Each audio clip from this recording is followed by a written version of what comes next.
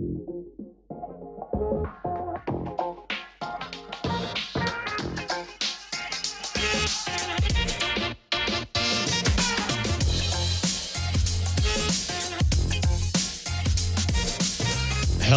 everyone. This is your host, Akil Jabbar, and welcome back to another episode of SaaS District. In today's episode, we'll be talking about why first impressions matter when it comes to your onboarding experience. Today, we have our guest, Peter Ord, joining us. Peter is the founder and CEO of a company called GuideCX, which is a leading provider of client onboarding and implementation tools for SaaS companies. With a focus on delivering value faster to clients, they offer advanced solutions that help project managers and client success teams invite, guide, and engage their customers. Peter's vision is to empower businesses to create a truly customer-centric onboarding experience that leaves a lasting impression, which is what we'll talk about today. So welcome, Peter. Super excited to have you on the show today. Thank you for having me. Super big fan of the show as well. Thank you. So let's, before we get into, the impressions of customer service and why that's important, tell us a little bit about your backstory. When and what inspired you to found your company, GuideCX, and how big is your company today? If you can talk a little bit about that.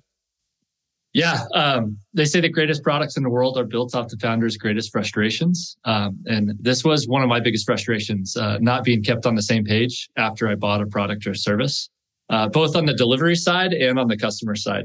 So at my previous company that I was at, we delivered a product to the automotive space. It was a CRM platform, something that we couldn't just turn on and have our customers use. We had an implementation process with 100 checklist items that we had to run through to get them live. And involved in that process were the manufacturer, the website providers, the inventory management tools. A lot of parties involved in the process to create a potential win-win between both of our organizations. And I'd get three questions throughout the whole process every time we sold our product from our customers. And the first question was, they'd always wonder when they were going to get the good product or service they bought. We live in a consumer world where Amazon tells us when our package is going to be at our front door. And when it's late, we don't panic because we're told that it's going to be late. And so, unfortunately, in my last job, when we were late, we didn't know we were running late. And so we would be, 2 weeks past what we originally planned. And it wouldn't be our fault because, the website provider didn't send us what we needed, or maybe the employee on the customer side didn't, they missed a critical task that affected the, critical path. But long story short, right, the modern day customer expectations are to know when they're going to get a good product or service. So that was the first question that I always couldn't answer thoughtfully. The second one was, who's responsible for what? So kind of clearly identifying how unrelated parties can work together. The first step is to define responsibilities and enable stakeholders on all sides of the equation to know what their teams need to do. In our last job, all that information was in a spider web of emails, going back and forth to stakeholders. And so, and then the last question was kind of weird. That was, what did I buy? And lots of times you have stakeholders making decisions to buy a product or a service. Like in our case, we had a dealership owner, seeing our product at a trade show. They got excited about it. They bought it. And then we'd get online with their customers, the customer side team. And 9 times out of 10, that stakeholder wasn't on our welcome call. And then also 9 times out of 10, the customer side team had never participated in the sales process. Therefore, they didn't know what we did. And so that kind of cornered our project management team, our implementation team, and having to resell that product and service all over again throughout that implementation process. And so I went to look for a product that can solve those 3 questions, answer those 3 questions for me. Like, when am I going to get the good product or service? Who's responsible for what? And what did I buy? And I couldn't really find anything. Like we tried using, some generic project management tools. Collaboration kind of seemed to be an afterthought in those tools. It also, when we use those tools, it put a different brand in front of our customers. They didn't know what Kanban boards were. The UI wasn't built for a first-time user. So ultimately, that pain got significant enough where I decided to jump ship in 2017 and start this. Awesome. So it sounds like the first one is really about, communication. What I heard is communication, responsibility, and then, what did I get from my purchase here? So I like how this seems like intuitive, that this is kind of obvious that this is how a company should operate. I mean, this is a service they provide and how they should live. But then you went and looked for a product that would solve that. So, people don't miss that in their experience, right? And it's kind of built into it, if that's what I'm understanding, right? Yeah. Like I kind of compared what happened in the B2C world. Like I order a pizza on Domino's. Yeah. I know when to leave my house to get a warm pizza because they notify me when it comes out of the oven. Delta notifies me when my bags board a plane. So when I check in late to a flight, I don't have this anxiety throughout the whole flight experience on whether or not my bag really made it. I think the best companies in the world do things so customers don't have to call them for simple information. And, then you move to the B2B space. If you have a product or service that requires an implementation where there's change management that occurs, lots of times you're at the mercy of a project manager to keep you on the same page. And we all know project managers are just slammed. If communication falters, then trust starts to disappear. And then that affects the anxiety of your customers that ultimately increases, and then you find yourself kind of losing the renewal in the first 30 days of that customer experiment. So it's you're exactly right. I think I think the modern day expectations of a customer have changed substantially in the last 10 years, where it's no longer okay just to send them a status email once a week. People want to know exactly what's happening in a process, how that affects the delivery date. If their people are fulfilling their side of the responsibility, so that they can help. Like at the end of the day, people just want to help, and that's our mission, right? We help people work better together. Yeah, that's a really good point. So you started in 2017, so now almost 5-6 years into it. How big is your company today? And then have you guys raised any external capital? Or are you guys fully bootstrapped? Yeah, so we're kind of low 8 figures ARR mark. We have about 100 employees. We've raised about 40 million. Our last round of funding was Series B with Meritech Capital. Awesome. Yeah. Okay, cool. So kind of going to the next steps of understanding, but when it comes to the first steps, let's go start very basics. What are kind of the first steps of customer experience? And if I'm a SaaS company, why is this so important to me to make sure, we talked a little bit about this, but we want to improve our efficiency. We want to improve the experience. How do we kind of take those first steps? Yeah. So I call ourselves a great technology company, but I really think we're a better consulting company. We aren't a pro-serve company. 100% of our revenue is SaaS, but we really do, like, of the 100 employees that we have in our company, I think it's safe to say that the majority of those employees have experienced the problem that we're solving, right? The anxiety that's created when you're sold a product or service, even outside of SaaS. Like if you, buy a home and go through that process of getting funded on a loan, there are times where you don't know what's going on. You don't know that the appraiser needs to go to the house to appraise the home. And you might be blaming the broker that you're dealing with. And so just not having visibility in how, the pieces of the puzzle fit together is a big frustration that a lot of our employees have had. And so we get on the phone with our new customers and we guide them through, these best practices over, we have over 500,000 projects that have run through our tool since inception. And there's some, commonalities of how to productize your implementation experience. I'll give you one example of how you can create a ton of efficiency. Lots of times companies will, roll onto our tool and we kind of force a conversation to help them understand what personas are required on the customer side to be successful. So like if you're delivering a product or service and you require like 4 skill sets on the customer side, lots of times the providing companies will leave it up to the customer side to kind of define or figure out like who they need to involve on their side. Mm-hmm. Where with GuideCX, right, you can do this manually, but technology ultimately creates efficiency behind good manual processes. GuideCX kind of forces that conversation and helps the customer side of the fence understand all right, these are the 4 personas we need, right? We need someone who can model data, someone who can, who has access to maybe your DNS settings in your website, someone who can,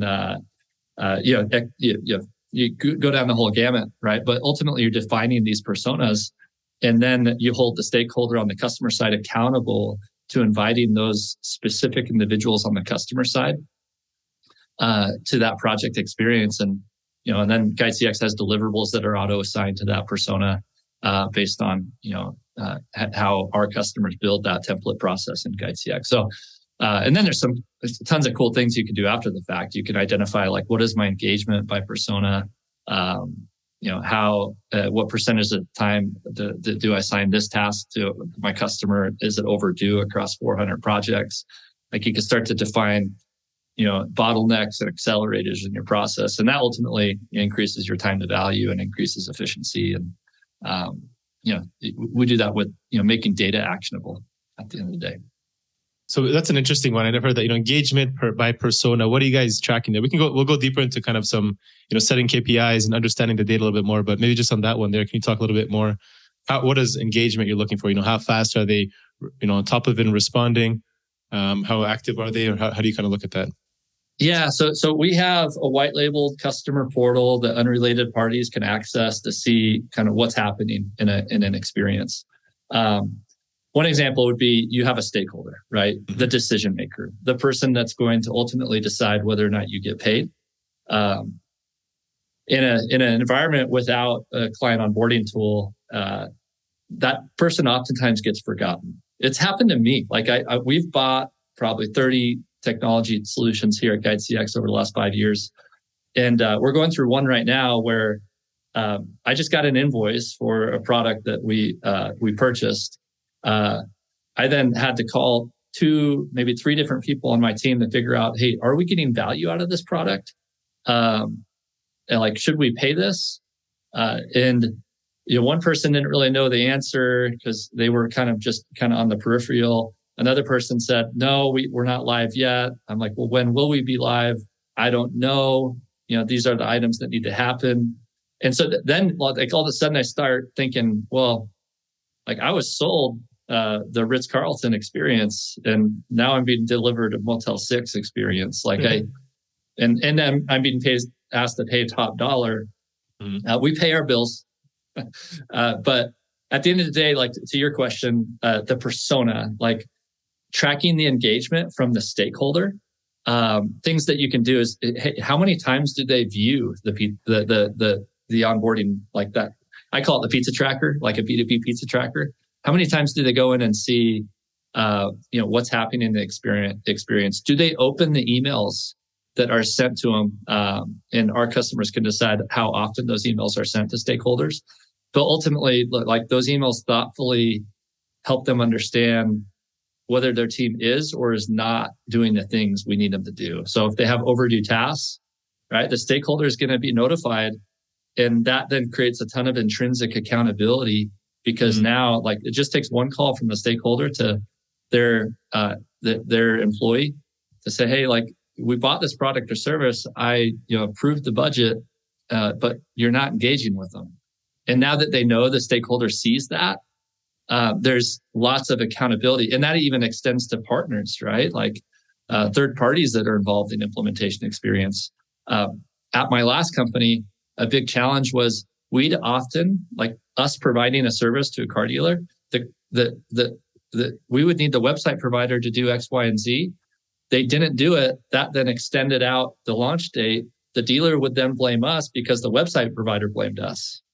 And so we would have no thoughtful way to tell the dealer that, no, the website provider is the bad guy in this equation. And so, like, I call it the scoreboard view, right? Like, it just shows who did what, when they did it, and whether or not they did it on time. That's ultimately the data that, if you can engage the stakeholder on that level and help them get access to that information easily without ever having to log into a solution, maybe they just want it in their email, right, through like an email digest of what happened in a given time frame. That accelerates the project experience. So, like, it creates a ton of intensity around the experience. because everyone knows that, like, okay, wow, like everyone else sees what part I'm playing. Right. It's just very objective at that point, right? It's just visibility. This is, you agreed to this, I agree to this. What's going on, right? There's no like hard conversation. Like we listed this out together. Let's just get this done, right? So then everybody's kind of focused on a single vision. So when it comes to setting up those KPIs, right? From a SaaS company, I'm building this out for my customer success team. What are some of the most important metrics, goals, KPIs that I want to look while building and maintaining my company? What am I looking at as important ones? Yeah, I think like there's two metrics that will always tell you whether or not you're doing well, right? I think if you onboard a customer quickly, efficiently, and get them value fast, they're going to expand more, right? They're going to they're going to be more prepared to use your solution and be a rock star user, and they're going to be engaging you to expand their use case sooner. They're also, if you don't do that well, they're going to churn faster, or you're going to see indications of churn. And so I think the two metrics that you'll see this impact the most are like net revenue retention, as it correlates to how fast you can expand your customers, and gross retention, right? You're winning that renewal in the first 30 days of the customer experience. So having a first impressions matter. Having a great first impression is going to not only affect the long-term trajectory of the customer, but it's going to affect how the renewal happens. I think, today more than any other day, you're getting on the phone with these customers that are renewing, and if they didn't have a great experience, let's say they don't churn, but they're asking for discounts. If they don't think you're worth your value, right, they're saying, "Hey, listen, like we had a tough first year. We didn't get the value fast enough. Like, can I get 30% off your fee? If I can't do that, I'm leaving." And so even if it doesn't show up in like churn, it's going to show up in net revenue retention as it correlates to them not renewing for the full contract amount, or even greater than that full contract amount. Yeah, those are super important metrics. Even us at Horizon Capital, or any investor, as you know, I mean, net revenue retention, churn. I mean, this is thing that you have to be paying attention to. And I think people, maybe always, from my understanding, the customer experience probably underestimate the power of what it has on how much impact it can have to drive that number up. So I'm assuming you guys have that. If you guys are at 8 figures, have already raised a Series B, you guys probably have that locked down. I'm assuming you're using eating your own dog food, so to speak. So I'm assuming your customer experience is great and your numbers reflect that. Yeah, we're perfect. We have no problems. Yeah, perfect. I mean, you guys just keep perfecting it by the day. Every company has challenges. My favorite metric to manage the business is net revenue retention, because I think it's the biggest indicator of product market fit. Right. And so that's something we focus a lot on. Yeah. So when it comes to maybe can you speak a little bit some of the latest customer experience trends that are happening, or technologies to keep an eye on, and going into this year 2023, either on the investment side, or if somebody's looking to, maybe who's listening in, looking to invest in a new startup or found a new startup in this space, is there things you see opportunities in? Because this is changing rapidly. I think like what people expected for customer experience 5 years ago in SaaS is totally different than it is today, right? Yeah. There's so many ways to make money. Yeah, for sure. Ultimately it comes from my journey, right? You identify a problem, you make sure that a lot of people are experiencing that same problem, and you build a product to solve it, and then you just iterate on that experience. Moving back a step, I'm really passionate, obviously, about the customer experience side of technology. I think in a world where there's so many products being built, technology and services are becoming more and more commoditized. And so the customer experience becomes your primary differentiator. And that's what sets you aside from the pack. One of the quotes we have up in our office that we've had up since the start is the quote from Frederick Wallace, who's the founder of FedEx. And he says the information about the package is more important than the package itself. And if you think about like I paused there, but it said the information about the package is more important than the package itself. Like that, FedEx was competing with the United States Postal Service, who arguably had like an unlimited bank account, right? And the only way FedEx could compete with USPS back in the day was, being more transparent about the package, right? And helping them understand where the package was in the journey and when they were going to get that package. And that's why people spent more money with FedEx than they did with USPS. And I think that same analogy can play out in the technology space. Like people, it happened. So kind of quick story. My brother, this was like a euphoric moment for me. He lives in Texas, works for a company. He says, "Hey, I just hired this individual who's going to be in charge of our digital marketing. He told me he wanted to buy this product and service that he implemented at his last company." And I asked him, "Well, tell me about the product service." He goes, "Well, I actually didn't use it that long. I know what they do, but they treated me incredible during the implementation experience." And my brother's like, "Tell me more about that. Like, what happened?" He goes, "Well, they used this product called GuideCX." And my brother's like, "Well, like my brother started that company." And wow.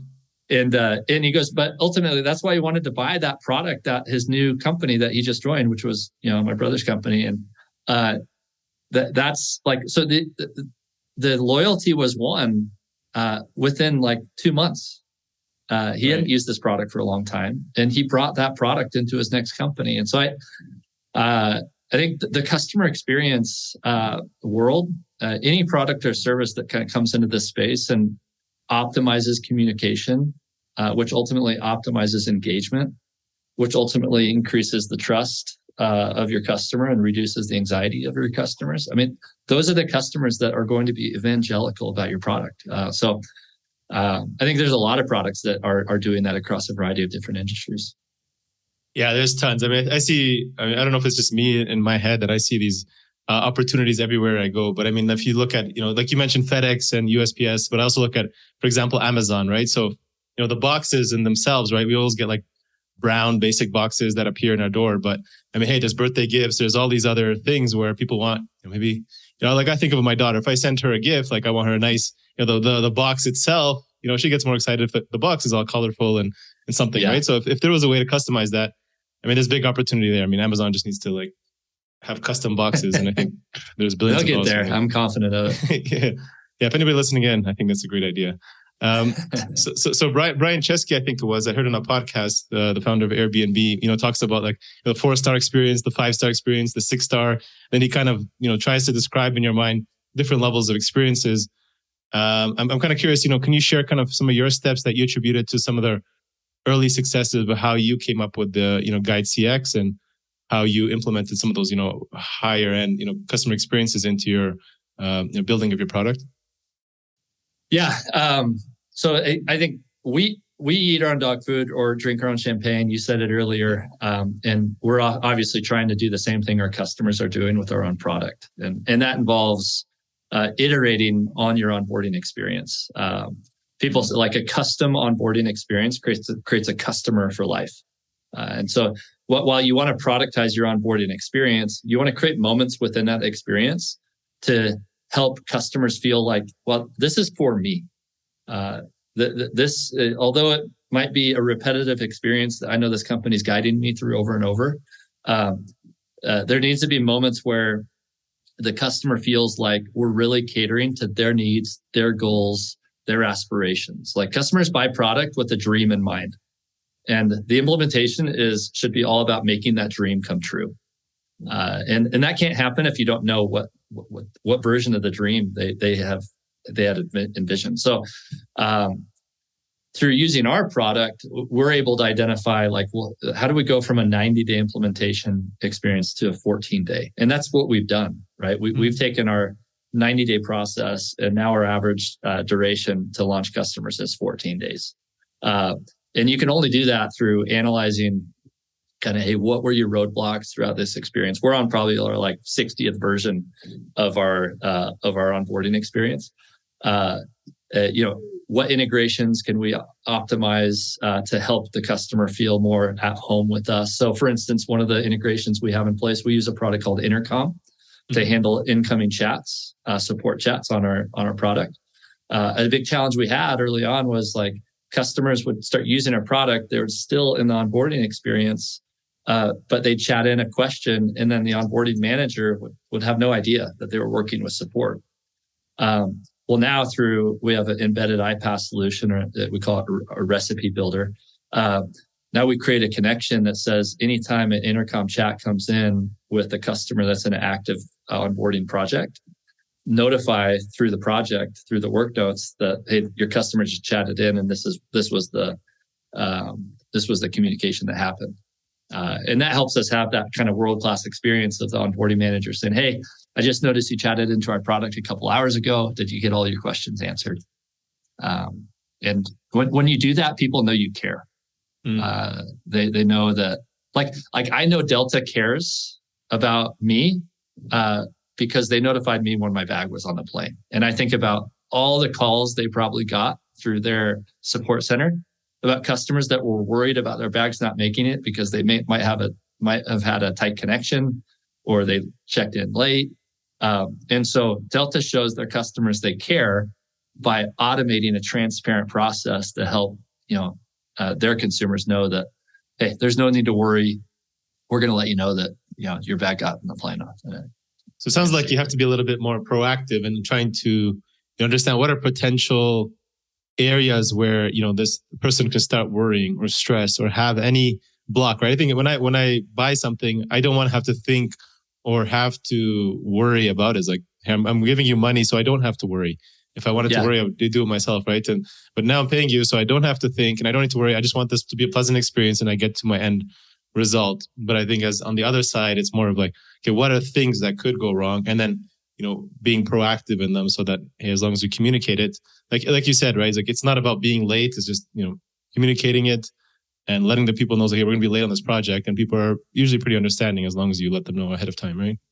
Yeah. And then that becomes part of your brand. Like you're going to show, like the Amazon package tracker is part of Amazon's brand. Like a lot of our customers, they showcase, we white label our product to our customer's brand, but there's some discrete GuideCX branding, but they show the GuideCX work plan of like, hey, this is how we treat you after you buy our product. This is the post-sales experience.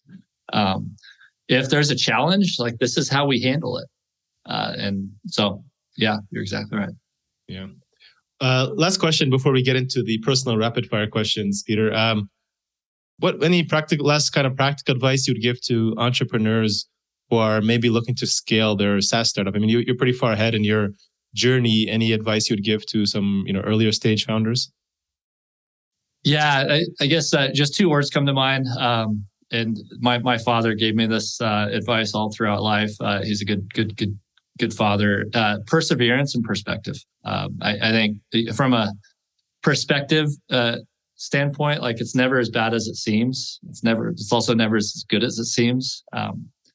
Having gone through, in my experience, like we dealt with a trademark infringement, like in our first year. We then had the pandemic, then we had the recession, and then we had inflation. Then we just had a bank run. Like there are, it's going to keep coming, don't worry. Yeah, that's life. Like that's the market. Like you're never going to have a perfect market to deal with, and so it's important to have good perspective. From a perseverance standpoint, like I love the quote from Woody Allen, which is 80% of life is showing up. And so show up. Like if you don't show up, like you're going to rob yourself of a learning experience. And so I think our version of showing up is like we deliver products without bugs. That's a core goal of ours. But we try not to let perfection paralyze us. Like a product doesn't have to be fully baked in order to get it out in the wild. The sooner we get it out in the wild, the sooner we're going to get feedback. And then that means we're going to build a feature or function in our product that's more specific to the needs of our customer. And so we can't be arrogant enough to think that we know exactly what our customers want. And so our version of showing up is, hey, let's get things in their hands as soon as possible, so we can iterate and help them get value that much faster. Was that kind of your core kind of initial when you first launched the business? Was it let's just get this out there as quickly as possible, or did you have any kind of growth strategies that maybe you can share quickly with our Yeah. So there's 3 books I read that kind of affected my thought process on how to start this. One is called The Mom Test. That's like, don't ask your mom for feedback. She'll always lie to you if she's anything like my mom. She'll say you're amazing no matter what you're acting like in a moment. The other is the user method. That's like the Henry Ford example. Like that's the opposite of what you just said. Like it's, hey, rely on your own intuition, build the automobile, right? Don't build the chariot that can handle more horses. And then the last one is the most popular one, lean startup. That's, like, hey, build what will fly. Don't try to build a rocket ship. So triangulating the theories of all 3 of those books, that's kind of how I based my methodology, with leaning more towards getting things in the wild faster. I bootstrapped for the first 18 months. I think a lot of that was more due to ignorance than strategy. Me being a little stubborn, thinking that like, hey, let me get to $1 million of ARR first before I take external funds. And if I were to do it over again, I would have taken money a lot sooner, knowing how great our investors are and our partners are. But yeah, like that in the early stages, right? Since it was my own money, it forced me to be really picky about what we put in the product early on, and it also, like, I think ultimately ended up being good because money didn't cloud judgment. Like sometimes when you get too much money, like you end up making decisions just because you can. That's right. And when you have limited funds, you have to kind of be super scientific about what your decisions are. Yeah, working within the constraints itself. Yeah. Awesome, Peter. Ready for the rapid fire questions? Yeah, let's do this. Yeah. All right. What's one activity you enjoy outside of work that gets you into flow state? I love hiking, specifically summiting mountains. I'm not one that will ever summit Everest. I think that's nuts. But here, living in Utah, we have a lot of cool peaks that we've hiked. We have kind of a little group in our company that has a goal to summit a peak once a year. And so we did Kings Peak last year. That's a 14,000 foot peak. But yeah, getting out in nature, like that clears my lens. Yeah, no doubt. Yeah, I figured you say that being in Salt Lake. I mean, you can't live there and not enjoy that. Yeah, it's incredible. Right. What's one piece of advice? I know you shared advice kind of going back to your early stages of a SaaS company, but maybe before that, what's one piece of advice you wish you had known if you can go back to, say, your 20 or 25-year-old self? Yeah, everything will be all right. I have 4 girls, and so I'm a girl dad, and that's one thing I try to help them understand. No matter what happens in their life, like it all works out in the end. And having that optimistic attitude, I think optimism unlocks human potential. It helps you be more open-minded and more receptive to ideas. And so, early on when you're 20, you feel like the whole world's in front of you and it's a huge weight on your shoulder. And I think everything will be all right in the end. Love it. Peter, what are some of the biggest challenges you guys are currently facing in order to continue to grow and scale GuideCX today? Meaning, what's keeping you up at night these days? Yeah, impatience. We're creating a category which requires more patience than sometimes I have. And that means that our product, like if my product would have existed at my last company, I would have bought it. Unfortunately, there wasn't a client onboarding category. You had specific verticalized solutions for SDRs, for CSMs, for accounting departments. But then when you looked at the implementation manager's role, like they were relegated to generic project management. And so like getting megaphones outside of our office, letting the whole world know that products like ours exist. That's what keeps me up at night, because we don't get on the phone with customers and share our value prop, and we never hear, I 100% disagree with that. That communication and transparency will help customer experiences. Like everyone agrees with the premise, and everyone seems to have a version of this problem that we're solving. And so, but the market has to catch up. Like more competitors have to come into our space. More funds have to be raised in this space. That creates more awareness. And I think we're just bubbling up, right? The client onboarding space it's happening, but it'll never happen fast enough for me. So that's That's all right. So you're saying, hurry up, market. So we're waiting. We're ready to go. Yeah, and that requires like discipline on our side, right? It requires us to have it like sing in tune as a choir, like have a good message to the market, and know what the market wants to hear. So we probably have a lot of work to do on that side as well. Cool. Peter, what are some of the best 3 resources? I know you mentioned 3 books already, but maybe mentors or people you follow in the space who you'd say have been the most instrumental to your success over these last few years. Yeah, I love podcasts. Guy Raz on NPR, like he's super inspiring. More so the founders that come onto that show give me a ton of courage to not be afraid to fail. And then I'd also say our investors, those that back us. Diogo Mira, Rob Ruckert, Diogo with Album, Rob at Sorensen, Paul Madera at Meritech. And then, we have, other board members as well, Greg Reynolds and Jonathan Ord, my brother, founder of our previous company. It's just like when you have Kristen Habach, former Trello exec, now on our board, like when you have a board that's so supportive and interested in not only just the business, but like your well-being, that matters.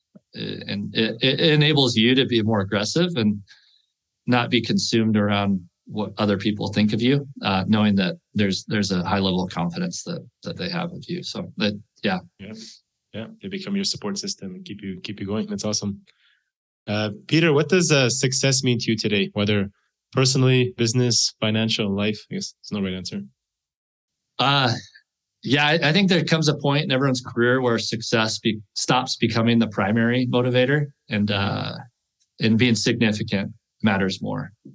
And that's very much the camp I come in. Like I was fortunate enough to be a part of a previous company that was phenomenally successful, got acquired, got to do a lot of cool things in that company. And it set me up to, take a huge risk starting another company like this. But my motivation is to be more significant, change the way people work together, help not only our customers be better at their jobs, but be a good steward of our employees and kind of how they learn. And, I was part of an organization where I was the 20th employee. And then when I left, there was over 2,000 employees. And I think of the growth that I had, like that's something I just want to duplicate because that shaped who I was in a lot of cases. And that to me is being significant. Great. Love it. Well, thank you, Peter. This has been a great show. I appreciate all the nuggets you've been sharing. I think our members and audience are going to get a lot of value from it. But for founders or anyone listening in, what is the best way to get in touch with you, learn more about you, or if they want to learn more about your company and try it out? I'm active on social media. I'm also always looking at my email, peter@guidecx.com. My LinkedIn profile is Peter Ord. Twitter is Built Ord Tough. So it's feel free to reach out to me in any medium. Okay, awesome. We'll add those links to the show notes. So make sure you guys check it out and make sure to say hi to Peter. All right, thank you so much, Peter. Appreciate it. Thank you. This is awesome. Awesome. Thank you. Thank you all for watching this episode and joining SaaS District today. Don't forget to like, subscribe, and hit the bell for future episodes where we interview top leaders in the SaaS industry. If you're a SaaS company looking to grow and unlock the true value of your business, get in touch with us at Horizon Capital, and myself or one of our consultants will provide a free assessment to help you get there and hit your goals. If you have any feedback or suggestions for this podcast, please comment down below and help us improve our content for you all. Thanks again and see you on the next one.